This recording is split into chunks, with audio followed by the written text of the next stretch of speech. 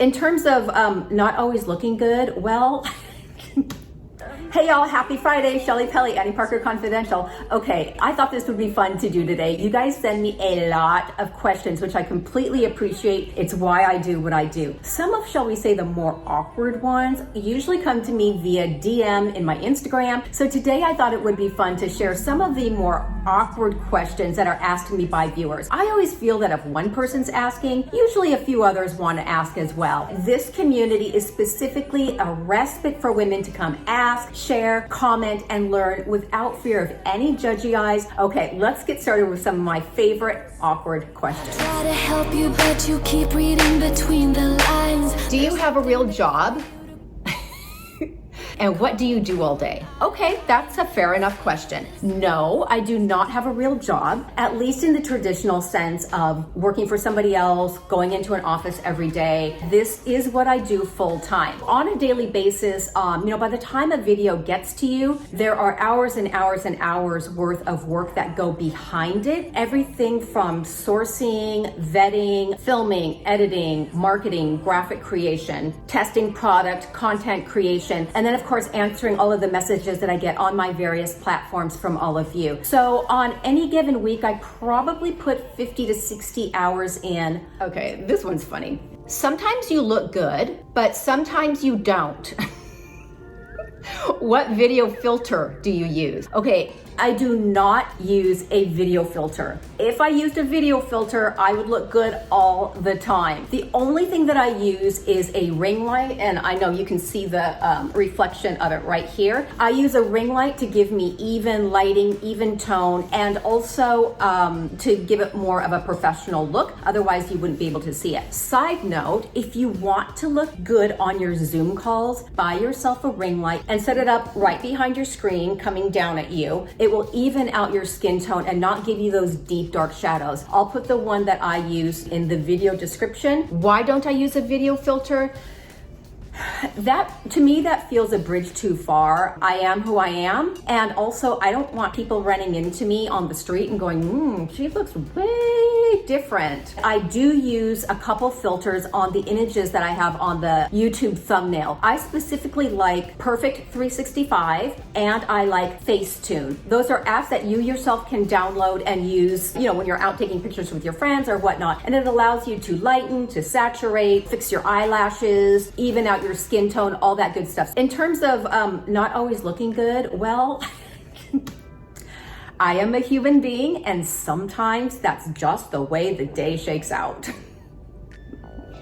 Okay, here's another good one. How much plastic surgery have you really had done, and do you have cheek implants?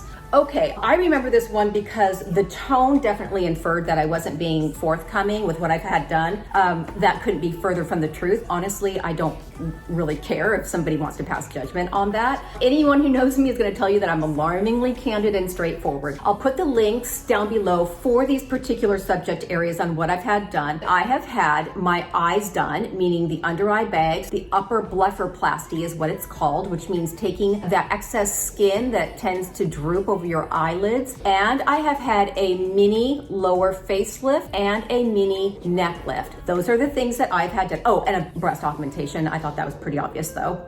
In terms of my cheekbones, I have not done anything reconstructive Kardashian-esque to my face. These are a gift from my grandmother. She was an 8th Cherokee Indian and I inherited her beautiful cheekbones, which I am appreciative for. What does your husband do? Oliver's an attorney and he is the managing partner of his firm. How old are you really? I am really 54 years old. Do you ever lie in your videos and say that you like something so that you can make money?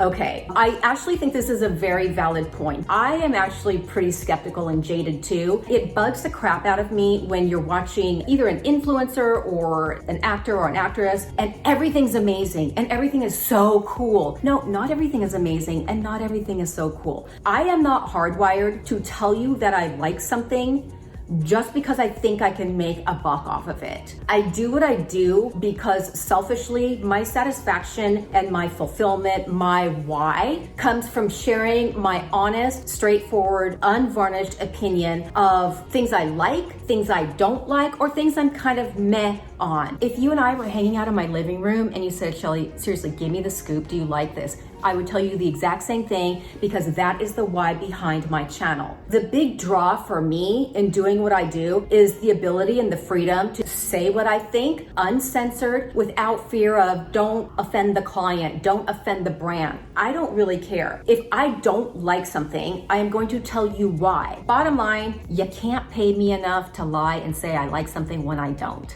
Hard stop.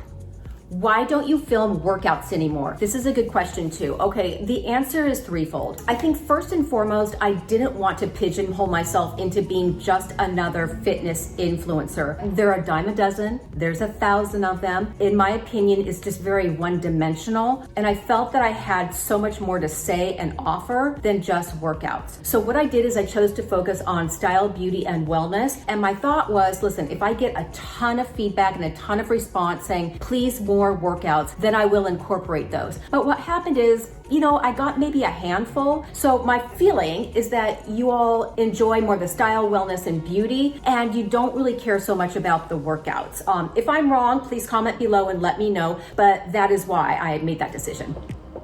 What did you do before YouTube, and why don't you do that anymore? I had a full career in telecommunications and software. If you follow me, most of you know that. I started out on the ground floor in business-to-business sales, or as we call B2B sales, and ultimately worked up to a senior level management position where I was basically responsible for overall sales performance. I loved it until I didn't. It's like having too many hot fudge sundaes. One day you're just kind of over it. And I got to a point, and tell me if you've experienced this too, where you feel like you've just done the same thing for so long, day in and day out, that you could do it with your eyes closed. And I really just felt like, is this all there is? Is this all that I am meant to do in life? And can I do this for another 20, 25 years and still on my deathbed feel that, yeah, that was, a life well lived? And the answer was no, but I didn't really have the guts to move on at that point. And if I'm being really honest, I was very tied to my fancy title, to the prestige that I held within the organization. And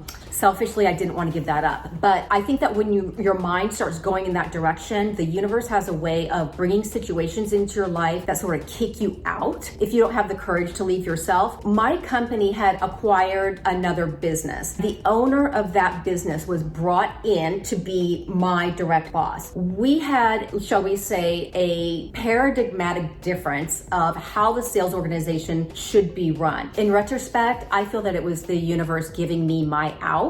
So a situation where 10 years ago I would have just fought my way through it, I decided I'm done, I don't need this. I handed in my resignation and I never looked back.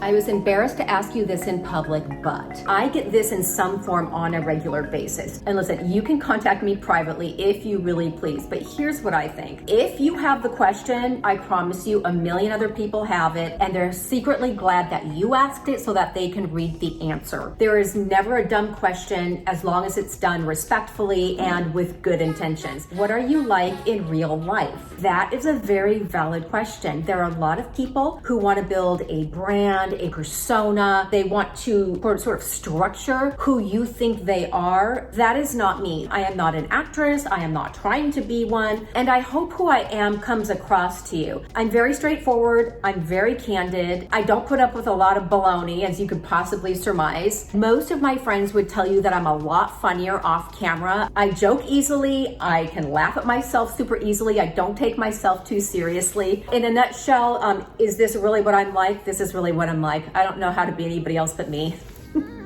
Okay, y'all, that was it. As always, please feel free to comment below. I always love hearing from you. I always read, I always answer. And until a couple days from now, I'll see y'all later. Bye. Rules good on the weekends. I'll be in fools drifting to deep space. So brave and so stupid, just like the movies. How it's gonna stay in the fight with you.